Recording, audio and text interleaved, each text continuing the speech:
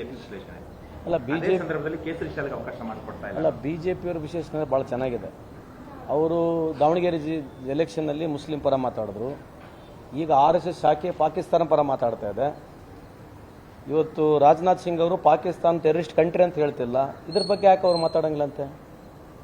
ಇವತ್ತು Pakistan is a terrorist country ಅಂತ ಹೇಳಿ ರಾಜನಾಥ್ ಸಿಂಗ್ ಹೇಳ್ತಾ ಇಲ್ಲ, ಅವರೇ ಹೇಳ್ತಾ ಇದ್ದಾರೆ. ಟೆರರಿಸ್ಟಿಗೆ ಯಾವುದು ಜಾತಿ ಇರಲ್ಲ, ಯಾವುದಕ್ಕೂ ಧರ್ಮ ಇರೋದಲ್ಲ, ಯಾವುದಕ್ಕೂ ದೇಶ ಇರಲ್ಲ ಅಂತ ಅವ್ರು ಹೇಳ್ತಾರೆ. ಯಾರು ಹೇಳ್ತಾ ಇದ್ದಾರೆ? ಅದು ರಾಜನಾಥ್ ಸಿಂಗ್ ಹೇಳ್ತಿದ್ದಾರೆ.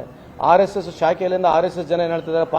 ಪಾಕಿಸ್ತಾನ ಜೊತೆ ಸಂಪರ್ಕ ಬೆಳೆಸ್ಕೋಬೇಕು, ಅವ್ರ ಜೊತೆ ಮಾತುಕತೆ ಮಾಡ್ಬೇಕಂತ ಹೇಳ್ತಾರೆ. ಆಯ್ತಾ? ಪುಲ್ವಾಮಾ ಅಟ್ಯಾಕು, ಇಂಥ ಪಹಲ್ಗಾಮ್ ಅಟ್ಯಾಕ್ ಆದಾಗ ಕ್ರಿಕೆಟ್ ಆಡೋದಿಲ್ಲ ಅಂತ ಹೇಳ್ತಾರೆ. ಖೂನ್ ಕೆ ಬದಲೆ ಖೂನ್, ಪಾನಿ ಕೆ ಬದಲೆ ಪಾನಿ, ಸಿಂಧೂರ್ ಕೆ ಬಂದೆ ಸಿಂಧೂರ್.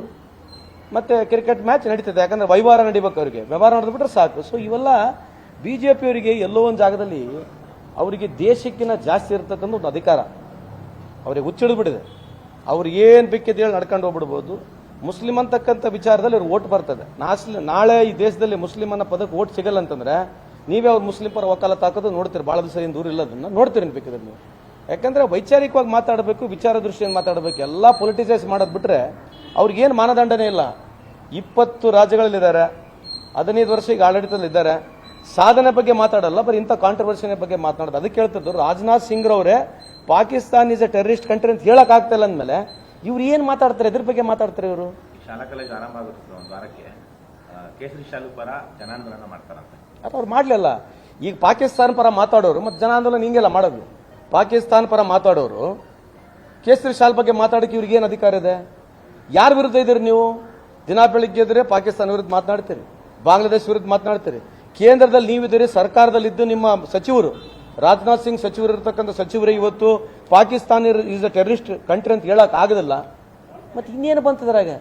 ಏನು ನಾವು ಅಧಿಕಾರಕ್ಕೆ ಬಂದ್ರೆ ನಾವು POK ತಂದ್ಬಿಡ್ತೀವಿ, ಪಾಕಿಸ್ತಾನ ಅರ್ಧ ಈ ಕಡೆ ತಂದ್ಬಿಡ್ತೀವಿ. ಎಲ್ಲೈತೆ ಆ ಭಾಷಣಗಳು ಎಲ್ಲದಾವ? ಕೇಳ್ರಲ್ಲ ಸ್ವಲ್ಪ ಬಿಜೆಪಿ ಅವ್ರು ಕೇಳ್ರಿ.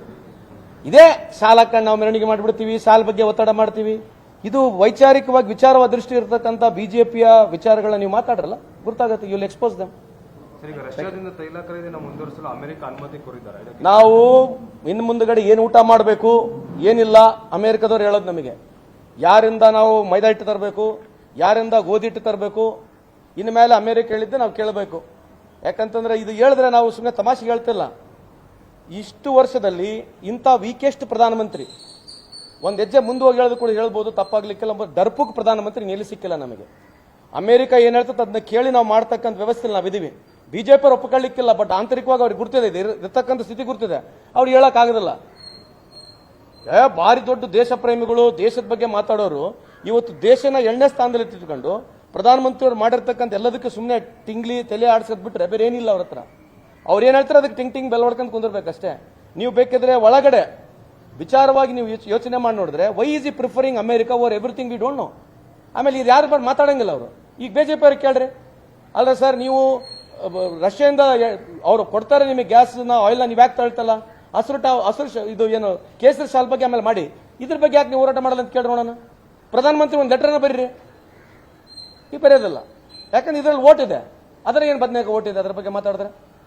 ಅದ್ರ ಮಾತಾಡಿದ್ರೆ ನೆಗೆಟಿವ್ ಇದೆ, ಇದರ ಮಾತಾಡಿದ್ರೆ ಓಟ್ ಸಿಗುತ್ತೆ. ಓಟ್ ಬೇಕು, ಓಟ್ ಎಲ್ಲಿ ಸಿಗುತ್ತೆ ಅಂತ ಮಾಡೇ ಮಾಡ್ತಾರೆ ಡ್ರಾಮಾ ಅವರು.